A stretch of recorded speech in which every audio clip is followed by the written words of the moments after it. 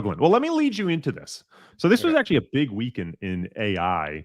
Midjourney 5 was released, and ChatGPT 4 was released, as well as a couple other things. But those are the major headline ones. I want to talk about what I saw with ChatGPT 4, because the Twitter threads, the viral Twitter threads, were obviously people exploiting this for internet points. But some really cool stuff that I saw people use ChatGPT for that I think will spark an interesting conversation with you. So I saw someone created the game of Pong in under 60 seconds, querying ChatGPT for code. I saw it get used to audit smart contract code. So someone dumped an Ethereum smart contract and a Solana smart contract into ChatGPT, and it audited it and found actually bugs. ChatGPT passed the LSAT, the Uniform Bar Exam, the SATs, GREs, AP Art, Calculus, and Bio, which raises some interesting questions about school going forward. It also passed the Winograd test. I don't know if you've ever heard of this one, Jason. You've probably heard of the Turing test. The Winograd test goes like this. You give it this sentence. John couldn't fit the ball into the suitcase because it was too small. What does it refer to? And the Winograd test is, well, actually, it could refer to both the ball and the suitcase. It's ambiguous. ChatGPT 4 figured that out. There's a great thread by Jackson Fall on Twitter, who decided to use ChatGPT 4 something he called Hustle GPT. He's going to start with $100 and have ChatGPT tell him how to make money. And ChatGPT instructed him to start a website around eco-friendly slash sustainable living products, gave him the code to start the website, then gave him the prompt to put into DALL-E to make the logo for the website. He then used ChatGPT 4 to write the first blog article for the website. ChatGPT 4 then recommended to him that he spend $40 on Instagram and Facebook ads, which it helped him write. And then he mentioned to ChatGPT 4 that the thread he wrote about this on Twitter was getting all sorts of views. And ChatGPT 4 said, well, you should allow advertising in the thread if you're trying to make money. Which all sort of came to this like one really succinct tweet that this is where I wanted to bring this conversation. Someone named Maxwell Shore on Twitter said, sort of like, Zig used GPT-4 as a virtual assistant. Zag, be a human assistant to GPT-4. And I thought that was like a totally interesting inverse, right? Of the way we're thinking about AI. We're thinking about AI about making our lives easier. At what point does it become we're actually executing, we're asking AI what to do and then executing those tasks? We're actually the assistant, and that's more productive in many ways than us telling AI what to do. Yeah, I like that framing, but it's not quite true. Like, what's the old trope too? Like, the factory of the future will be one man and one dog. The dog is there to make sure the man doesn't touch anything, and the man's there to feed the dog. Right. And so, like, to your point, though, like, I do like the framing of like, we're the assistant to ChatGPT or whatever you want to call it, OpenAI, blah blah blah. And it's true. Like, but at the end of the day, though, it's kind of tricks, right? Like, this is just all the manual labor that not a lot of people want to do. It's like, you remember when we were growing up, I mean, obviously you fell into this. It's like, you need to code, learn to code. It's the future. Learn Chinese. Chinese is the language of the future, right? But times change, right? And now coding has become a minimum wage job, so to speak. And then now with GPT, we could be changing everything.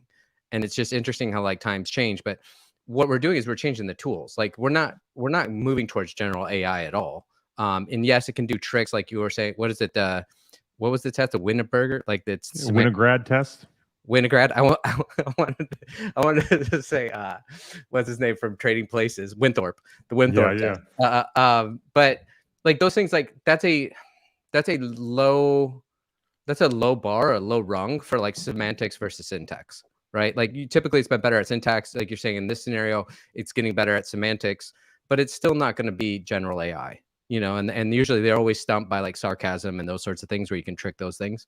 But what's fascinating, like you're saying though, is the tool and the toolkit that this allows us to do. Like, for example, shout out to my business partner, Taylor Pearson. We were talking about this morning. He's going to start training it on all of like the NFA and SEC, like compliance stuff, to basically have an outsourced compliance firm, right? To like, just see what's top of mind. Like, Isn't that brilliant to like just see what's top of mind for all the regulatory bodies? So we're just staying on top of Put like in a document, ask it what disclosures you need to add based on the new SEC marketing rules. That's brilliant. Yeah, I thought that was a great idea he had this morning. So we're going to start seeing what that looks like to train I can't on there. believe you just shared that publicly. That is you could make so much money as a OCCO. Yeah, that's what I want to do for a living. You want to spend your life doing. Yeah. I love compliance so much. Let me see how I can spend all my day in compliance. Hell, sounds fantastic. No, like as you know, when we're building these businesses, I think about it constantly as like you're building multiple businesses at the same time. Especially like my side of the industry is so far behind the times. It's like that Kingsford charcoal, right? What's the sawdust, or what can you use from what you're making to spin out other companies as you build this? But there's just like so many, like you said, yeah, it's a great idea. You could build a business out of it, but that's shiny object syndrome, right? And we're trying to focus on other things, not necessarily compliance. But it is interesting as you're working in this business, we're almost built several companies inside of our company to be able to use technology to manage kind of this business better. But I thought that was an interesting one. So I think it's interesting. Like it's to me, it's like the modern equivalent of when like Excel sheets came out, right? Or double entry bookkeeping, or then with with crypto, like you're solving the what's the general's problem. I feel like I had a kid, and the Byzantine general's problem. Thank you. Yes. Thanks for your help on that. Yeah, you're welcome. Oh man, there's a list problem. I was like, I have no idea where you're going with this. Well, it's because I slur. By the way, is my mic popping? I haven't said my mic. Someone will. Not for me. It's not. Well, let me just interject really quickly, because I like something you said earlier, and I think it's something we've said on this show before, which is technology is this arc of abstraction. You mentioned coding specifically. I remember teaching myself to code. One of the first languages I learned was C, and I had to learn all this stuff about memory, management and pointers and referencing and compilers. And I was really young, and I remember having printing out internet articles and copying code and trying to figure out what I could change and what it would do. And this isn't meant to be like, oh, times were harder and we, no, I think it's absolutely fantastic nowadays that someone can sit down with Python and really quickly get started. Right. And we continue to abstract away all these difficult details to make people more productive.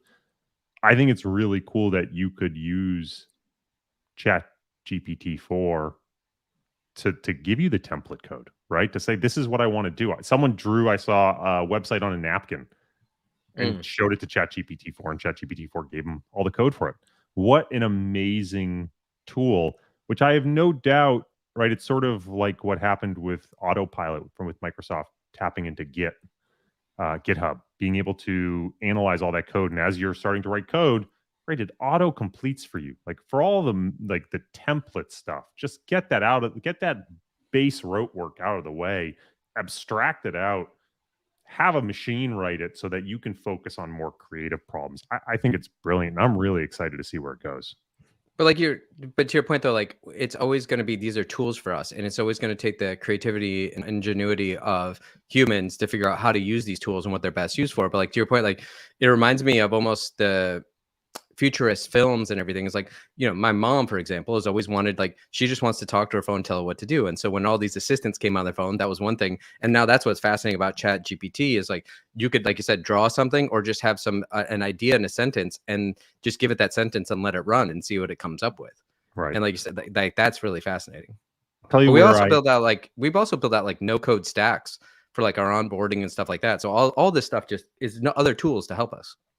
Yeah, I'll tell you where I'm a little concerned, though, and on the coding side. So I mentioned people have been dumping Ethereum contracts, smart contracts, into ChatGPT-4 and asking it to audit the code. There is a risk vector, in my opinion, that people do that, and everyone then ends up with the same bug, right? The same blind spot in all their contracts, because ChatGPT-4 has a blind spot, or whatever fix it suggests actually has some other subtle bug. Everyone uses it as an audit tool, and then there's one major bug, right? So I think there's this interesting case of, and I see this with a lot of smart contract protocols. They actually have multiple firms audit, right? I think you need multiple points of view. But if these smaller firms can't afford these big audits, great, they use ChatGPT 4, and if ChatGPT 4 has flaws in the way it's auditing smart contract code, you could see that replicated in a lot of places unintentionally. So in a weird way, you can actually have a convergence of risk by everyone relying on the same tool. But also, like, it is like, and these tools will evolve and just be more tools in our toolkit. Like, and everybody has all this fear mongering, like, there goes all the jobs, everybody's jobs getting outdone by GPT, you know, and all that stuff. It's like, yeah, in 1900, you know, over 90% of us were farmers. Like, we adapt to the times. Like, yeah, we adapt. We're just entertaining entertaining each other, right, Jason? Man. None of us do anything useful anymore. Might as well just let ChatGPT do it all. More so than ever, man. That's, and unless you want to, by the way, I'm going to change subjects because you brought that up. Unless you want to talk more about I want to talk. Did you see Midjourney, the new Midjourney release? So Midjourney is like DALL-E, where it basically you can prompt it and it will come up with images. So Midjourney 4 was the prior version. Midjourney 5 is the new version. And a lot of people talk about how Midjourney 4, the tell was usually in the hands. Like you had phantom hands that were in the images, or like the hands just didn't look right. I got to tell you, there are some images being created by Midjourney 5 that are spectacularly good, of all different types. You prompt it with, you know, give me a woman standing in a street in Brooklyn, shot with this type of camera, wearing Versace clothing, and it'll come up with something that looks like it's straight out of a Versace photo shoot. And sort of two things come to mind. One, death to stock photos, right? Why would anyone pay for stock photos ever again if you can just create the exact stock photo you want, prompted and in never AI, get sued? Yeah, and never get sued. It's purely yours. It's an original piece of art. Two, actually, a couple things. Two, how does, if there are inputs to this that are other images, and you create a derivative art of those images using AI, what is the copyright risk there? I don't know. I'm not a lawyer. And then three, how does this change advertising, right? If you can all of a sudden, as a large firm, you don't need a photo shoot with all these models. You can literally create the exact model the way you want them to look using AI and keep sculpting the features and what the shoot looks for using Midjourney. Man, you can cut out a lot of costs. You don't need to travel with, you know, when you and I were in Miami at the hotel, there was a photo shoot going on there. How many people were part of that photo shoot? A lot. And they were renting rooms. That was we were looking at that was so expensive. Yeah, they're renting rooms. They've got models. They've got people holding lights and this and the camera. Okay, now it's all just replaced with Midjourney, right? So I think that, again, these tools are going to, over time, substantially change the way we think about doing business and the cost of business, which is inherently, disinflationary.